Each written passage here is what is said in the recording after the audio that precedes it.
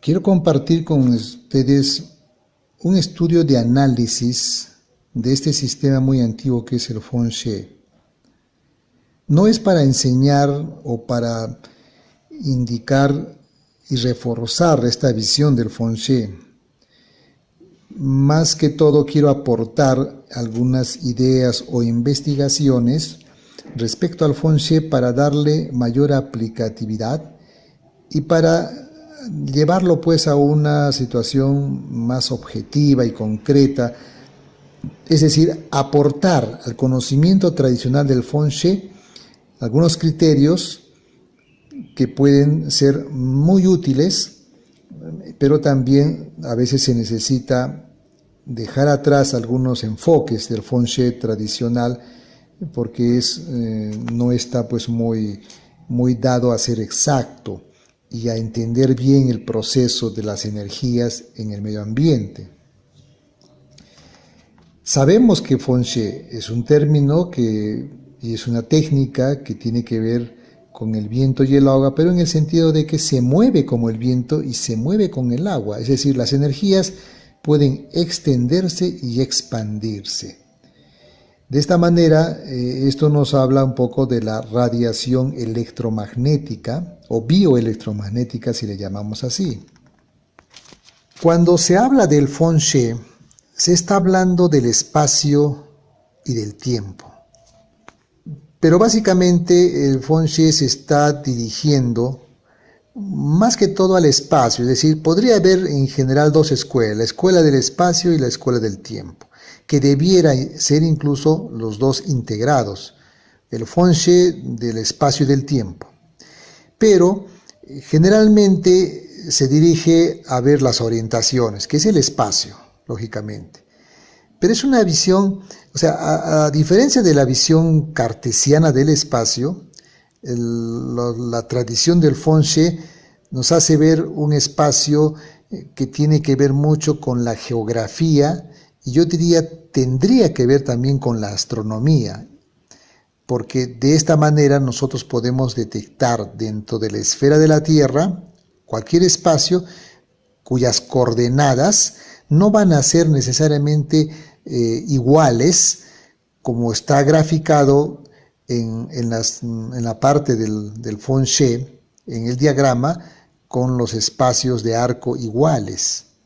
Entonces, cuando consideramos nosotros el espacio geográfico, estamos tomando en cuenta la latitud y la longitud, o sea, la coordenada del lugar donde se va a aplicar el Feng Shui.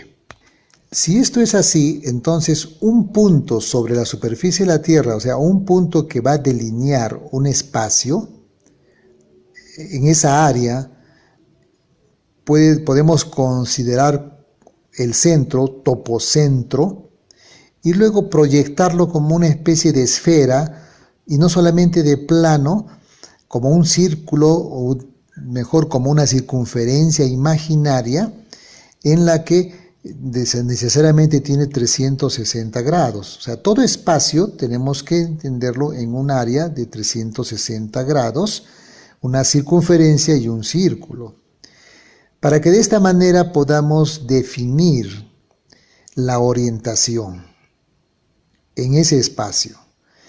Pero esta orientación está supeditada al punto central, al punto topocéntrico, al punto donde se encuentra la forma que me enclava la Tierra para poder decidir ese espacio, su orientación. Y ese lugar necesariamente tiene sobre la superficie de la Tierra y en esta Tierra y en este sistema solar tiene coordenadas. Estas coordenadas son latitud y longitud. Lo que pasa es que con el Feng Shui tradicional no se toma en cuenta las coordenadas, simplemente el punto se fija y luego se orienta en forma regular los espacios. Pero cuando tomamos en cuenta coordenadas de un espacio X, no es igual estar a nivel del ecuador o cerca al polo sur o polo norte, porque el espacio ahí va a variar. La latitud y la longitud van a ser diferentes, porque al final de cuentas el horizonte de ese punto la angulación que tiene con el polo norte, polo sur, va a variar. Entonces los espacios, conforme se van acercando al polo norte y al polo sur, van a ir variando, tanto en tiempo como en espacio. Ahora bien, el área del círculo de 360 grados, normalmente el Feng-Shui, como ustedes observan en la gráfica, lo divide, o sea, en 8 grandes sesiones para poder determinar espacios energéticos. Estas divisiones que hace de los 360 grados le llaman palacios energéticos. Claro, realmente es la energía que la estamos, digamos, de alguna manera coagulando en espacios, en 8 espacios, pero resulta de que estos espacios energéticos no son todos del mismo grado de apertura, porque si bien es cierto, todo punto sobre la superficie de la Tierra está sujeto a la rotación de la Tierra y a su traslación. Y la Tierra rota en base a un polo norte y en base a un polo sur. Entonces estos palacios energéticos, estos 8 palacios energéticos, está condicionado, estos espacios, al movimiento de rotación. Y este movimiento de rotación no es igual un punto que está a 40, 50 o 60 grados sobre el ecuador o debajo del ecuador, hemisferio norte o sur, porque van variando los espacios y los tiempos y no son secciones regulares. Lo que en la tradición del Feng Shui ponen a todos los espacios regulares de 45 grados porque están dividiendo la circunferencia en 8 partes. Pero también en la tradición del Feng Shui, que hay que hacer lógicamente algunos reajustes tomando en cuenta ya una astronomía avanzada, una cosmografía más detallada, ellos lo dividen estos palacios energéticos a la vez en 3 secciones más pequeñas que le llaman montañas energéticas. En otras palabras, que todo espacio con un ámbito de todas maneras que tiene 360 grados y que lo dividen en 8 palacios, estas se subdividen en 3 montañas, cada uno de ellos, lo cual viene a ser 24. Entonces, vuelvo a repetir, que cuando divido una circunferencia de 360 grados en 8, que son los palacios energéticos, resulta que cada arco son de 45 grados. Y si yo subdivido estos en 3, resulta que son 24 montañas. Pero antes de continuar esta división, esta subdivisión, estos 8 palacios energéticos del Feng Shui están representados por el octograma de Foji, o sea, los trigramas que representan una línea continua y una línea entrecortada.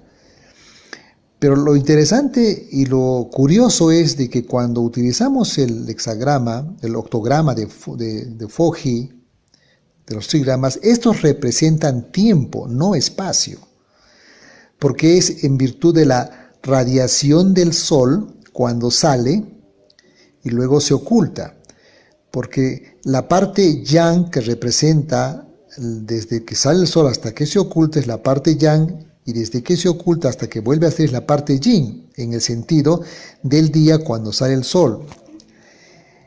Pero cuando tomamos en cuenta el comienzo del día a medianoche, tenemos una parte yang de medianoche hasta mediodía yang y de mediodía hasta medianoche yin.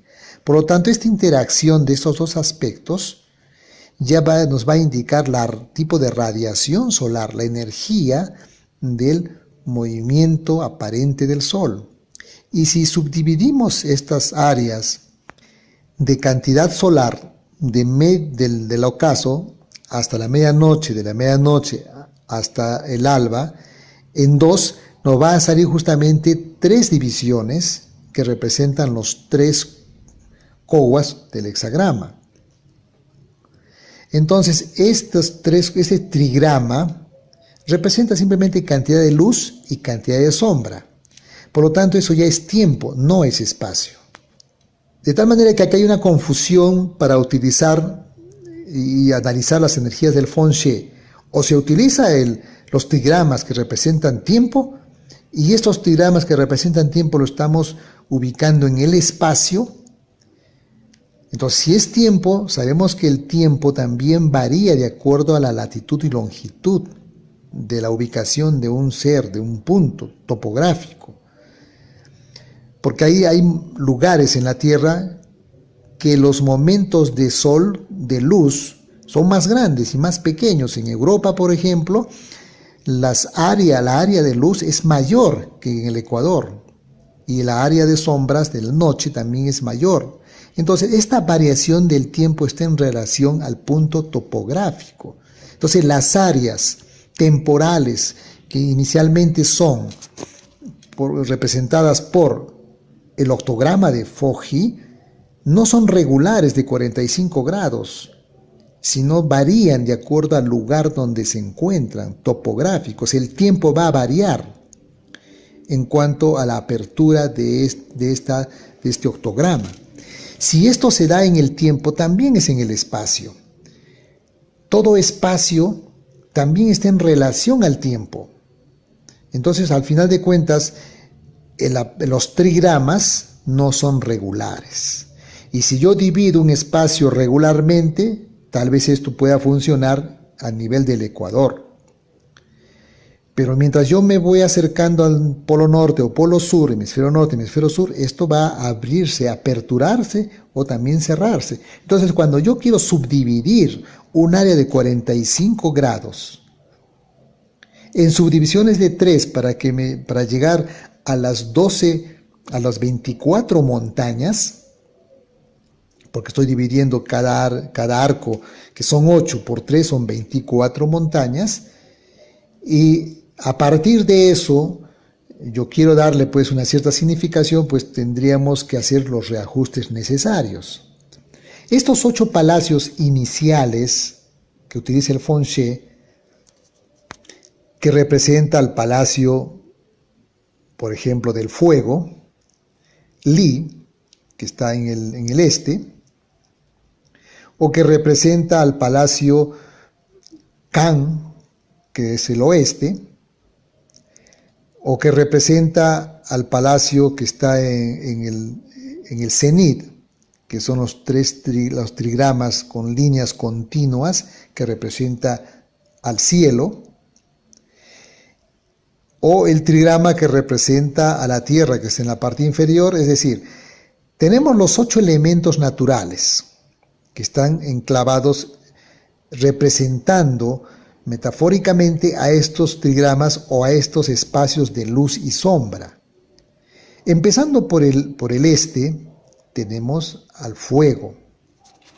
Vamos a usar las palabras en castellano para poder entender, y vamos a obviar la parte en chino.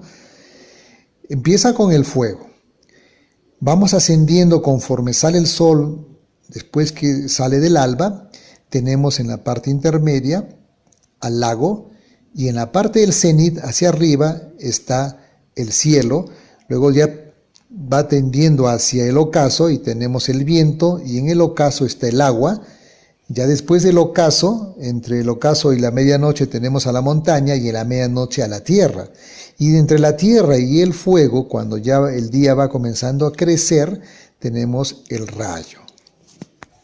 Entonces, esta división básicamente en 8,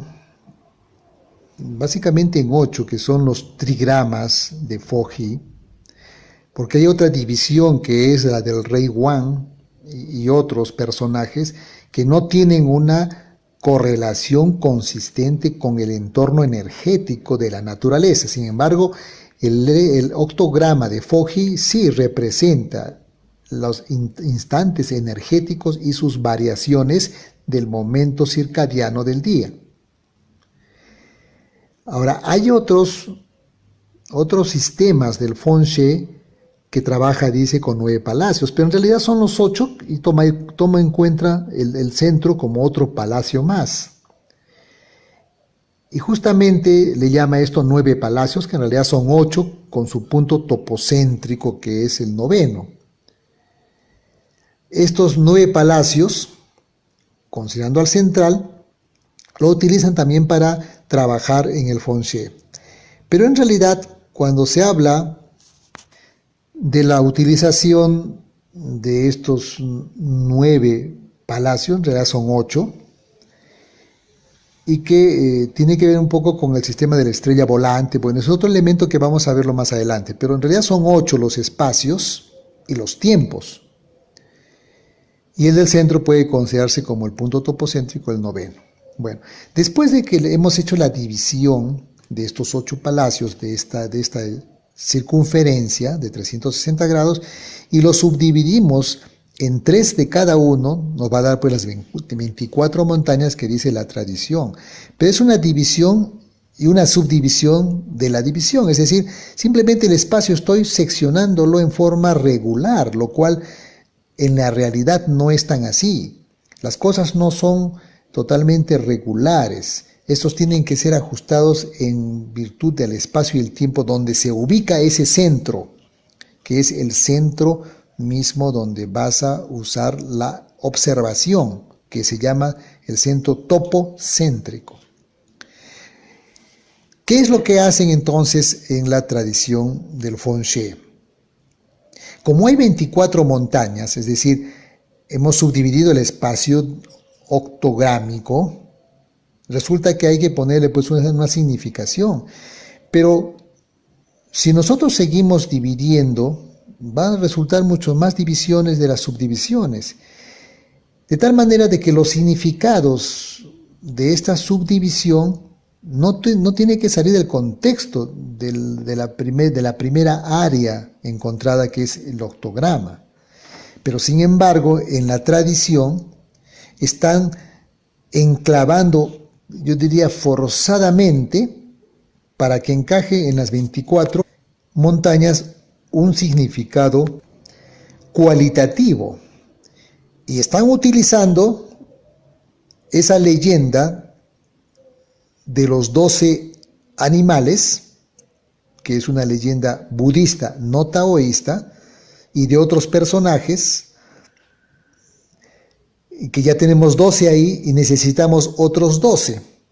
Por lo tanto, teniendo pues ya, como les estaba mencionando, las 24 montañas, ya tenemos 12, o sea, estamos enclavando los 12 animales de la leyenda, y luego se está utilizando los elementos naturales, que es fuego, tierra, metal, agua y madera, en la que cada uno tiene el elemento yang y el elemento yin, que serían 10, y se está acuñando para llegar a los 12 y tener pues los 24. O sea, es un arreglo forzado para satisfacer el hecho que he dividido en 24 montañas.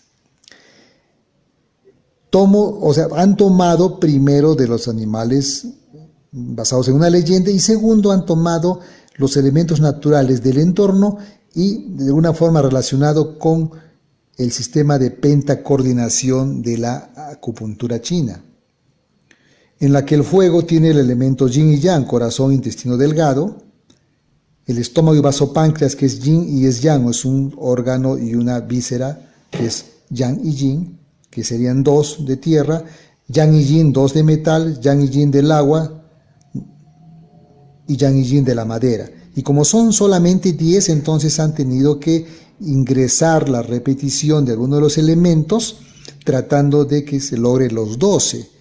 Pero no están considerando, incluso si fuese así, deberían considerar que el fuego tiene el fuego imperial y el fuego principesco, y el fuego principesco es ministro de corazón y triple recalentador, que tiene yang y yin.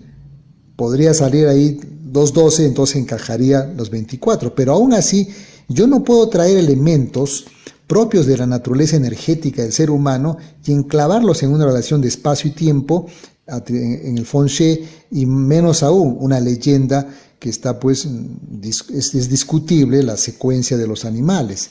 Y eso es lo que estamos mostrando ahorita en el gráfico, que se ha armado un espacio y un tiempo, más que todo un espacio geográfico, de una manera un poco imprecisa, forzada, llamamos así, para darles un significado y poder utilizarlo en la orientación del Feng Shui.